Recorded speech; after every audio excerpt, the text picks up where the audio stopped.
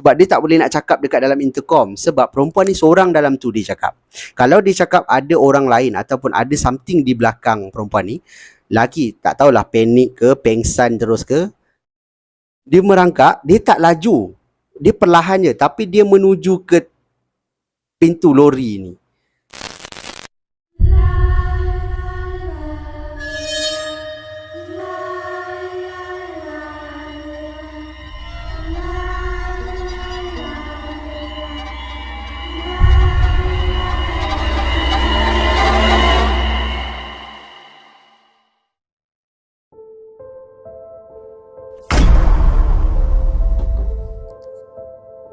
Assalamualaikum dan salam sejahtera.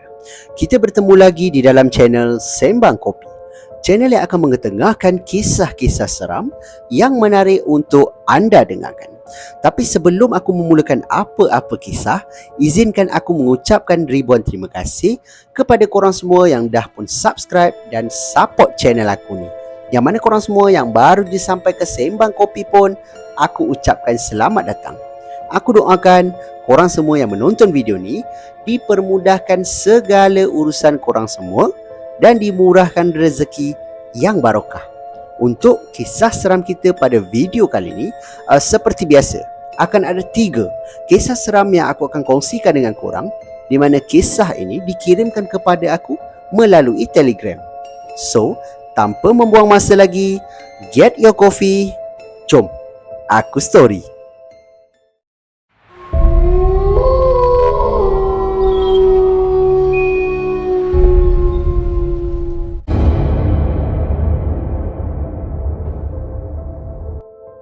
Kisah seram kita yang pertama ni dialami oleh pengirim kita yang bernama Encik Imran.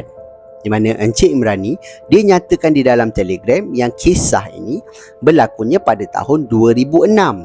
Maknanya kisah ni dah lama lah. Dan Encik Imran pada waktu tu, dia bekerja sebagai pemandu lori untuk satu syarikat ataupun kilang pembuatan kain yang terletak di Johor Bahru. Dan pada hari kejadian, Encik Imran ni dan juga 2 orang lagi rakan dia diarahkan untuk menghantar beberapa gulungan kain ke satu kilang pembuatan baju yang terletak di negeri Kedah. Dan pada hari tu, Encik Imran kata dia datang and then dah siap loading lah. Orang-orang yang dekat kilang ni dah loading kain-kain tu dalam lori dia kan. Lori dia bukan lori yang kecil lah, lori besar kan, trailer, sebab nak bawa gulungan kain tu bukannya kecil. Jadi dia kata dia bawa satu lori. 2 orang lagi rakan dia ni datang lewat sikit pada hari tu. Jadi lori dia dah siap loading, cuma pemandu tak ada kan. Jadi Cik Imran kata siap loading dalam tengah hari. Jadi nak gerak ke Kedah, lori bukan boleh bawa laju, betul tak? Jadi dia kata tak apalah, biar dia jalan dulu, and then lepas tu mungkin kawan dia akan ikut lah. Jadi dia pun mulakan perjalanan dia. Dalam perjalanan pergi, Encik Imran kata tak ada apa-apa lah sebab siang. Jadi dia bawa sampai ke Kedah, dia turunkan barang ataupun loading barang dekat kilang tu, and then dia tunggu lagi kawan dia. Dia sampai pun lebih kurang dah nak malam juga time tu, maghrib macam tu, Cik Imran cakap lah. Dan bila dah loading barang, dia kata kawan dia ni tak sampai-sampai. Jadi dia kata kalau dia bergerak lewat, nanti lambatlah dia balik ke Johor kan. Sebab dia pula memandu seorang. Kawan dia yang sepatutnya jadi co-pilot dia lah, tak dapat datang. Mungkin cuti sakit ke apa, aku tak pasti. Dia tak nyatakan pula. Cuma dia kata dia bergerak terlebih dahulu lah balik. Lepas tu mungkin kawan dia sampai, kawan dia akan loading lah. Jadi dia pun mulakan perjalanan sampailah naik ke highway. Waktu tu dah malam. Dia naik ke highway utara selatan. Dia kata bila dia naik je kat highway ni, dia kata tak tahu kenapa mata dia terasa mengantuk sangat-sangat. Dan sebagai pemandu lori, dia kata dia tak boleh memandu dalam keadaan dia mengantuk. Sebab ia akan membahayakan bukan saja nyawa dia, malah nyawa pemandu lain. Sebab lori kan besar. Jadi dia kata okeylah, dia pun jalan sampailah dia nampak satu signboard yang bertulis RNR Gurun. Jadi dia kata dia ambil keputusan untuk berhenti sekejap lah, berehat, minum dulu kan.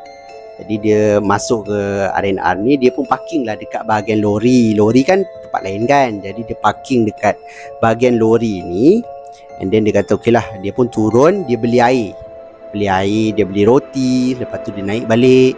Lepas tu dia baring dekat bahagian belakang lori trailer ni. Dia cakap belakang kepala dia tu ada satu macam tempat baring. Pemandu lori mungkin tahulah kot kan. Jadi kita tak pernah nampak dalam tu. Jadi dia kata belakang ni dia ada tempat baring. Jadi dia kata dia pun baring dekat belakang ni. Dia minum dulu, lepas tu dia makan.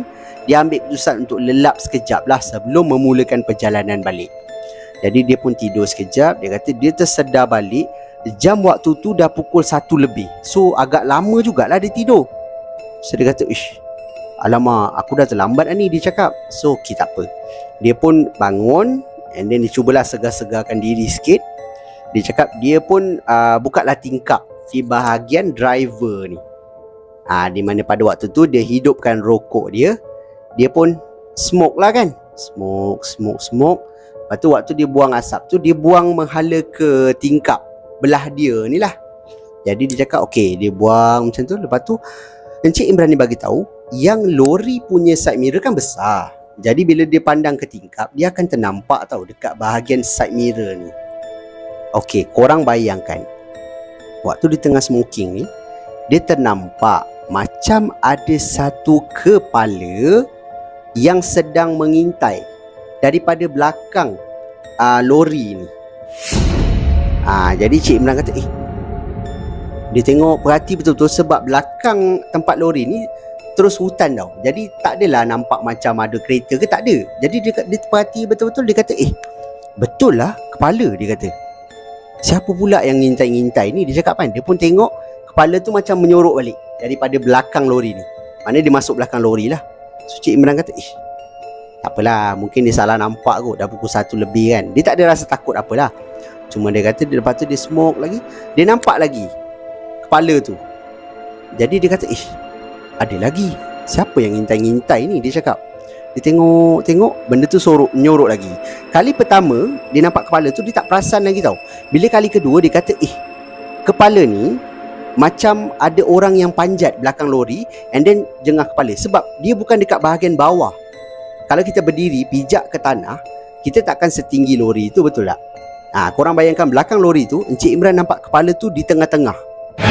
Maknanya macam ada orang panjat. So dia kata, ada orang cuba nak masuk dalam lori ke? Dia kata macam tu kan. So dia pun turun ke bawah, and then dia pergi ke bahagian belakang lori dia. Encik Imran ni kira berani lah kan.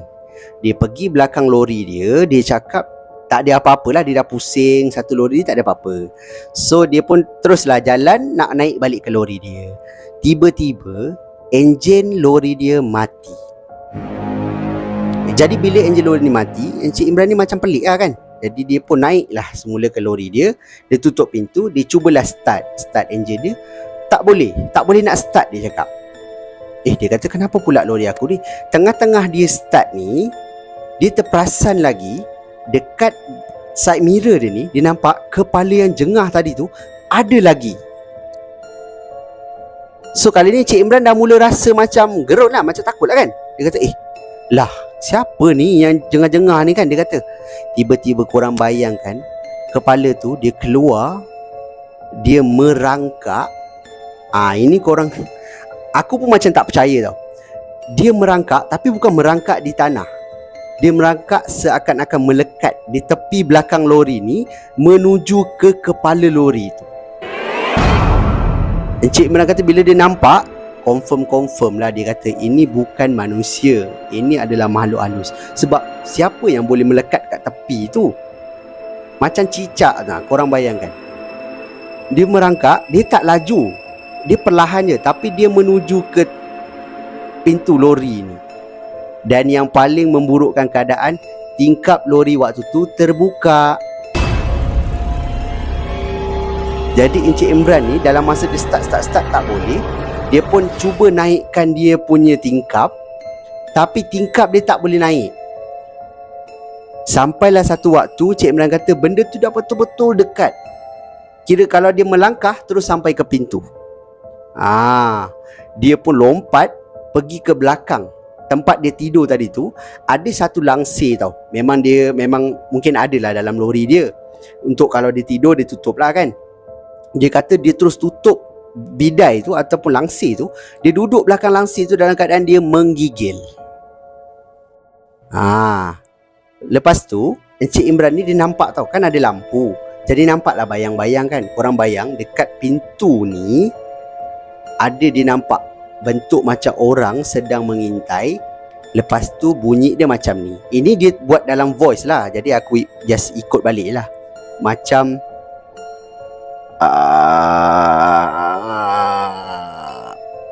macam tu. Encik Imran cakap dia menggigil yang teramat sangat. Dan dia sampai satu masa bila dia nampak benda tu macam nak masuk dalam tingkap lori, dia pejam mata dia cakap Allahu Akbar, Allahu Akbar, Allahu Akbar. Dia cakap dia dalam keadaan sangat takut sebab waktu tu ada lori dekat sebelah-sebelah dia, tapi mungkin pemandunya tidur lah kan. Jadi dia kata Allahu Akbar, Allahu Akbar. Bila dia buka mata balik, benda tu dah tak ada. So Encik Imran ni tak tunggu lagi, dia pun pergi ke tempat duduk driver ni. Terus dia cuba startkan enjin tu hidup. Lepas tu dia naikkan tingkap sebab dia dah takut dah ni. Dia naikkan tingkap dia. Cik Imran cakap, Cik Imran nak masuk gear lah kan, nak mengundur lah sebab dia nak mulakan perjalanan balik. Waktu dia nak bawa ni, dia cakap dia perasan daripada anak mata dia macam ada orang duduk di sebelah dia. Bila Encik Imran ni toleh, dia nampak ada satu wanita yang mukanya seakan-akan kulitnya tersiat, matanya merah, mulutnya berdarah keluar, berpakaian baju kebaya. Bila Encik Imran nampak, dia kata Allahu Akbar. Dia buka pintu lori, dia nak keluar lah. Tapi malangnya dia jatuh. Sebab dia keluar dalam keadaan dia cemas, jadi dia jatuh, menyebabkan tangan dia sakit. Jadi Encik Imran kata bila dia dah jatuh ni, dia nampak ada satu lagi pemandu lori. Mungkin lah pemandu lori tu bawa balik daripada beli air ke macam tu lah. Dia nampak, dia pun angkat lah Encik Imran. Dia kata kenapa bang? Dalam lori saya ada hantu. Dia cakap macam tu. So brother lori ni dia pergilah terus tengok dekat dalam lori, tapi tak ada apa-apa lah. So Encik Imran kata dia nak bawa lori, memang sakit tangan dia, sebelah kanan ni sakit dia cakap. So dia telefon kawan dia. Nasib baik kawan dia tak lepas lagi lah daripada Arin Al-Gurun, sebab dia orang lepak dulu dekat sana, baru dia orang balik. So dia kata di dalam perjalanan, so kawan dia tadi satu lori ada 2 orang, so seorang lagi boleh bawa lori juga. So dia minta kawan dia tu lah yang bawa lori tu. So Encik Imran naik dengan kawan dia. So baliklah semula ke Johor. Kisah ni habis kat sini. Tapi Encik Imran kata selepas daripada tu dia pergi klinik. Dia pergi klinik ke hospital macam tu lah. Tangan dia patah sebab dia jatuh lah. Mungkin salah landing lah dia jatuh tu kan. Tangan dia patah, jadi bersimen lah. Jadi itulah pengalaman yang dikirimkan oleh pengirim kita ni yang bernama Encik Imran. Aku sebenarnya sebelum ni pernah ada penonton ataupun viewer aku yang bagi tahulah yang Arin Al-Gurun ni macam keras kan. Tapi aku ada juga baca dekat internet kan, kisah tentang penampakan wanita berkebaya ni memang banyak dekat tepi jalan highway Utara Selatan, tapi kat area Gurun juga. Ada juga kisah gangguan dekat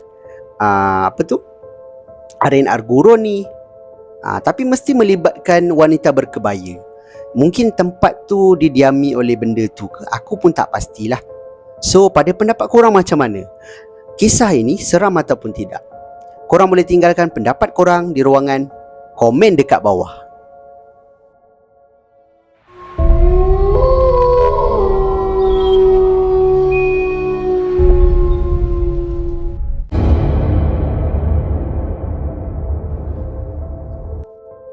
Kisah seram kita yang kedua ni tak kurang seramnya, di mana kisah ini dialami oleh pengirim kita yang bernama Encik Kazim. Di mana Encik Kazim nyatakan di dalam Telegram ni yang dia ni bekerja sebagai technician di sebuah bangunan pejabat yang terletak di area Lembah Kelang.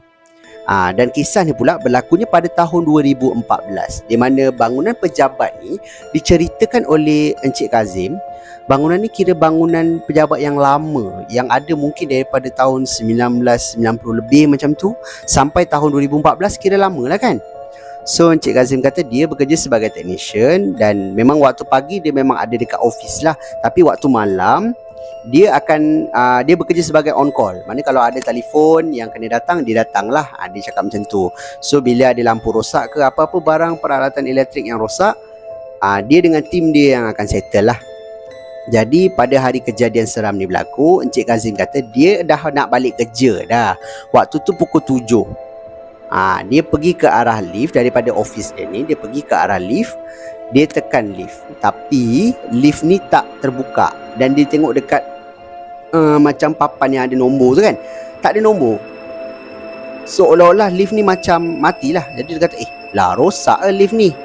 Tak apalah. Dia pun turun melalui tangga. Sebab waktu tu office dia tingkat 1. So nak turun tangga tak adalah jauh kan. Jadi dia pun turun ke bawah. Dia pun menuju ke pintu utama untuk keluar lah, pintu kaca untuk keluar kan. Dia ditegur ataupun dia dipanggil oleh seorang security guard. Di mana security guard ni panggil dia, bos, tolong saya, dia kata. And then Encik Kazim ni tanyalah, kenapa? Lift mati, lampu padam, dia kata. Okey, dalam tu ada orang, ada perempuan dalam tu, dia cakap tu. Kenapa you tak telefon bomba? Dia cakap dengan guard ni kan. And then guard ni kata, saya nak telefon bomba, tapi perempuan tu macam panik tau dalam tu. Sebab mungkin dia ni kan, dia takutlah gelap kan. Jadi dia pun cakap dengan Cik Kazim ni. Cik Kazim ni pun bagi tahu kat guard ni, kenapa you tak tenangkan dia? Saya tak boleh, saya punya bahasa Melayu tak berapa bagus, dia cakap. Sebab dia punya guard dua-dua foreigner. Jadi macam mana dia nak tenangkan orang kalau bahasa Melayu dia tak fluent kan. Jadi Encik Kazim ni faham lah. So dia pun pergi ke bilik pemantauan, di mana dalam bilik ni ada guard, ada CCTV bangunan dan ada CCTV yang di dalam lift. Lift dia waktu tu ada 3. Tapi mungkin salah satu ke yang mati, itu aku tak pasti. Dia tak cakap pula dalam voice ni. Cuma dia cakap bila dia sampai je dekat bilik pemantauan, memang ada satu CCTV yang dia dalam keadaan night vision. Maknanya lampu dalam tu matilah. Dan dia nampak ada 2 orang perempuan yang terperangkap dalam tu. So dia pun tekanlah intercom untuk berkomunikasi dengan perempuan yang terperangkap ni. So dia pun tanyalah, Miss, are you okay ke kat dalam tu? Dia cakap macam tu. So perempuan ni cakap, I tak okay bos, tolong saya, dalam ni gelap. Sebab perempuan ni dia Chinese, jadi dia ada slang-slang macam tu lah. Jadi dia cakap dalam tu gelap, dia takut dan sebagainya lah. Jadi Encik Kazim ni dia bagi tahu yang, okay, you kena relax, you ambil nafas. Sebab guard sudah telefon bomba, dia kata macam tu. Kejap lagi bomba datang buka, I ada dekat sini, dia kata. Tak apa, you still cakap dengan I, dia cakap macam tu kan. So perempuan tu kata, okay, thank you, dia cakap macam tu kan. So dalam CCTV ni Encik Kazim nampaklah ada 2 orang yang terperangkap dalam tu. So dia nak pastikanlah dalam tu ada berapa orang. Mungkin ada 3, ada 4 orang ke. Tapi kat bahagian pintu dia tak tahulah kan. Jadi Encik Kazim ni tanyalah dekat perempuan tu, okay, sekarang I nak you bagi tahu I dekat dalam ada berapa orang. Dia cakap macam tu kan. So perempuan ni cakap, tak ada, I seorang je, dia cakap macam tu. Korang bayangkan, Encik Kazim ni dia nampak dalam CCTV ni ada 2 orang. Seorang yang sedang berada di yang tekan intercom ni lah, perempuan Chinese tu. Satu lagi perempuan ni, dia berada di belakang, maknanya berada di bahagian dinding belakang lift dan menghadap ke dinding tu. Hanya nampak rambut saja. Jadi Encik Kazim ni dia pandang ke sebelah kiri dia, ada satu security guard lah. Jadi security guard ni dia pandang Encik Kazim, and then dia tunjuk dekat CCTV tu ada seorang lagi perempuan kan. Encik Kazim just angguk je lah. Sebab dia tak boleh nak cakap dekat dalam intercom. Sebab perempuan ni seorang dalam tu, dia cakap. Kalau dia cakap ada orang lain ataupun ada something di belakang perempuan ni, lagi tak tahulah panik ke, pengsan terus ke. Jadi Encik Kazim kata dia just keep orang kata berkomunikasi lah melalui intercom tu. Sampailah bomba datang. Jadi bila bomba datang, bomba pun tanyalah lift mana yang rosak tu. Encik Kazim ni tunjuklah lift yang mana. So dia pergi dengan bomba ni. Dia cakap waktu dia tengah dalam perjalanan ni, hati dia berdebar-debar. Sebab dia kata dia memang nampak perempuan tu. Bukan saja dia nampak, malah guard tu pun nampak. Jadi bila sampai je depan pintu lift, bomba yang buka. Bila bomba buka je pintu tu, korang bayangkan dalam tu memang ada perempuan Chinese tu seorang je. Lift tu memang gelap lah. Tapi bila dia buka tu adalah cahaya sikit kan. Jadi Encik Kazim ni kata memang tak nampak apa-apa dalam tu, hanya perempuan Chinese tu seorang je. Muka dia terus berubah pucat. Bukan dia yang cakap, tapi ada salah seorang daripada anggota bomba ni yang tegur lah. Encik okey ke? Dia cakap macam tu kan. So Encik Kazim kata, okey, kenapa? Kenapa muka awak pucat ni? Dia cakap macam tu kan. So Encik Kazim dia kata, tak adalah, saya sebenarnya penat sikit bos hari ni. Dia cakap banyak kerja kan. Dia cakap macam tu. So encik ataupun pegawai bomba ni dia pun cakap lah, tak apa encik, saya faham. So dia orang tu ada dalam lift tu, dan perempuan tu berjalan keluar dengan pergerakan yang sangat-sangat perlahan. So kisah dia ni habis kat sini. Encik Kazim kata dia sampai sekarang lah, dia masih lagi rasa macam dia tak percaya, sebab sekarang dia dah kerja tempat lain. Cuma dia kata ni kisah ni berlaku pada tahun tu kan. Masa tu 2014 tu mungkin dia kerja dekat bangunan tu. Jadi pada pendapat korang macam mana? Kisah ini seram ataupun tidak? Korang boleh tinggalkan pendapat korang di ruangan komen dekat bawah.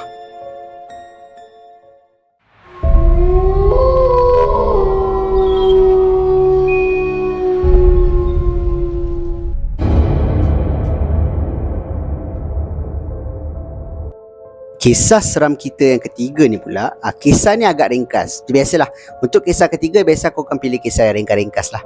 Dialami oleh pengirim kita yang bernama Puan Atikah. Di mana Puan Atikah ni dinyatakan di dalam email yang pada hari kejadian seram berlaku, dia ni sebenarnya keluar bersama dengan adik dan juga mak dia, keluar untuk cari barang-barang keperluan untuk majlis pertunangan adik dia. Di mana dia cari barang tu dekat area Sungai Petani.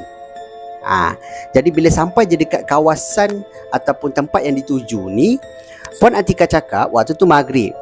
Jadi dia keluar daripada kereta, and then dia terperasan ada satu kucing, seekor kucing yang comel gila. Dan dia kata dia nak bawa balik lah kucing tu. Dia cakap, comelnya kucing ni, jom kita bawa balik dia. Dia cakap macam tu. And then dia dimarahi oleh adik dia. Adik Puan Atikah ni marah lah kakak dia yang, kenapa ni kak tegur benda-benda macam ni maghrib-maghrib ni, dah jom. Macam tu kan, mungkin dia nak cepat macam tu. Lepas tu yelah, waktu maghrib kakak dia tegur, dia marah lah kan. Jadi Puan Atikah ni pun pergilah, ikutlah adik dengan mak dia untuk cari barang tu. Tapi yang peliknya, Puan Atikah kata dia ni adalah seorang yang penakut kucing. Dia geli dengan kucing. Dia kata kalau ada kucing dekat dengan dia, memang dia lari, dia cakap. Tapi tak tahu kenapa bila dia nampak kucing tu, yang tadi aku cakap tadi tu, dia nampak kucing tu, dia kata comelnya dia nak bawa balik. Kan pelik tu. Jadi Puan Atikah ni pun settle je cari barang lebih kurang dalam pukul 10, dia cakap. So bila dia nak balik tu, dia tanyalah mak dia, mak jom nak balik, dia cakap. Tapi mak dia cakap mak dia nak tidur rumah adik dia. So Puan Atikah ni pula dia tak boleh sebab dia ada urusan lain. Jadi dia kata okeylah, tak apalah, dia baliklah dengan 2 orang anak dia. Jadi dia naik satu kereta dengan anak dia 2 orang. Dalam perjalanan dia nak balik ni, dia kata dia nak balik ke Alostar. Jadi dia nak menaiki, orang kata melalui jalan highway lah. Tapi dia kata tak tahu kenapa dalam perjalanan dia rasa macam jauhnya nak naik highway ni. Dia rasa macam dia tak nampak jalan nak naik ke highway. Sampai kan tak tahu macam mana, sampai satu masa dia terlepas pula simpang nak naik ke highway ni. Tak pernah berlaku pada dia sebelum ni, dia cakap. Tapi malam tu dia memang terlepas highway tu. Jadi disebabkan dia terlepas simpang nak naik ke highway ni, dia terpaksa balik melalui satu jalan dalam ataupun jalan lama yang diceritakan agak gelap dan juga sunyi lah. Mungkin tak banyak kereta lah kot, aku pun tak pastilah. Dan jalan ni pula melalui kawasan gurun juga. Tadi yang nombor 1 pun kat gurun juga kan. Jadi dalam perjalanan ni dia kata tiba-tiba dalam kereta dia, korang bayangkan, dia ada terbau satu bau busuk yang seakan-akan bau bangkai dalam kereta dia. Dia pun tak tahu kenapa, dia kata bau tu sangat kuat sampaikan anak dia, seorang daripada anak dia perasan. Seorang lagi tidur, dia cakap.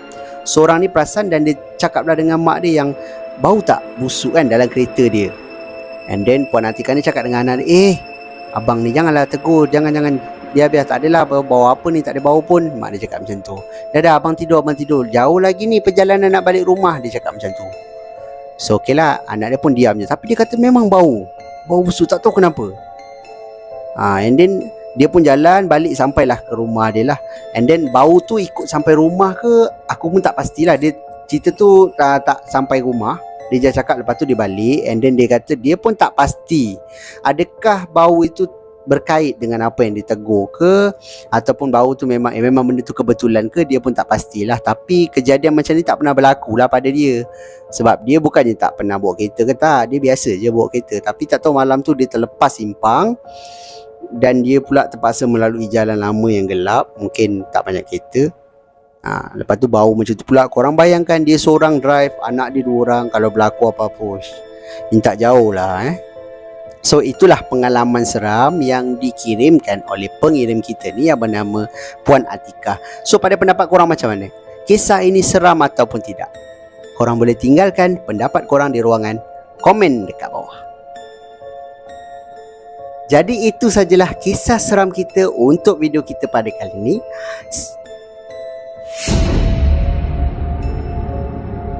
Azan ke? Jadi itu sajalah kisah seram kita untuk video kita pada kali ini.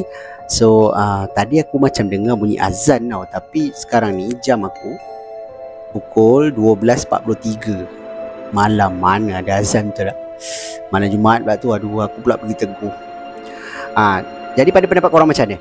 Dalam ketiga-tiga kisah yang aku storykan kat korang ni, mana satu kisah yang paling menyeramkan? Korang boleh tinggalkan pendapat korang di ruangan komen dekat bawah. Dan yang mana korang semua yang ada kisah-kisah seram yang korang sudi berkongsi dengan aku, korang bolehlah kirimkan ke alamat email Sembang Kopi ataupun Telegram Sembang Kopi, di mana link Telegram dan juga alamat email aku dah tinggalkan di ruangan description dekat bawah.